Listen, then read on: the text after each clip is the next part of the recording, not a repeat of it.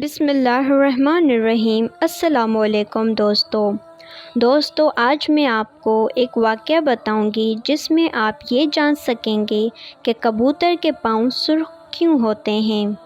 طوفان نوح گزر جانے کے بعد جب حضرت نوح علیہ السلام کی کشتی جودی پہاڑ پر پہنچ کر ٹھہر گئی تو حضرت نوح علیہ السلام نے روئے زمین کی خبر لانے کے لیے کبوتر کو بھیجا، تو وہ زمین پر نہیں اترا بلکہ ملک سبا سے زیتون کی ایک پتی چونچ میں لے کر آ گیا۔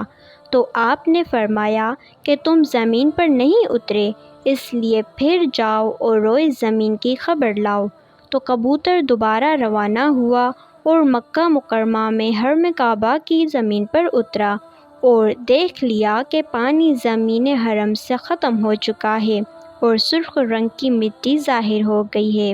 کبوتر کے دونوں پاؤں سرخ مٹی سے رنگین ہو گئے اور وہ اسی حالت میں حضرت نوح علیہ السلام کے پاس واپس آ گیا اور عرض کیا کہ اے خدا کے پیغمبر، آپ میرے گلے میں ایک خوبصورت توق عطا فرمائیے اور میرے پاؤں میں سرخ خضاب مرحمت فرمائیے اور مجھے زمین حرم میں سکونت کا شرف عطا فرمائیے۔ چنانچہ حضرت نوح علیہ السلام نے کبوتر کے سر پر دست شفقت پھیرا اور اس کے لیے یہ دعا فرما دی کہ اس کے گلے میں دھاری کا ایک خوبصورت بار پڑا رہے اور اس کے پاؤں سرخ ہو جائیں اور اس کی نسل میں خیر و برکت رہے اور اس کو زمین حرم میں سکونت کا شرف ملے۔ ملتے ہیں ایک اور اسلامی واقعے کے ساتھ، جب تک کے لیے اللہ حافظ۔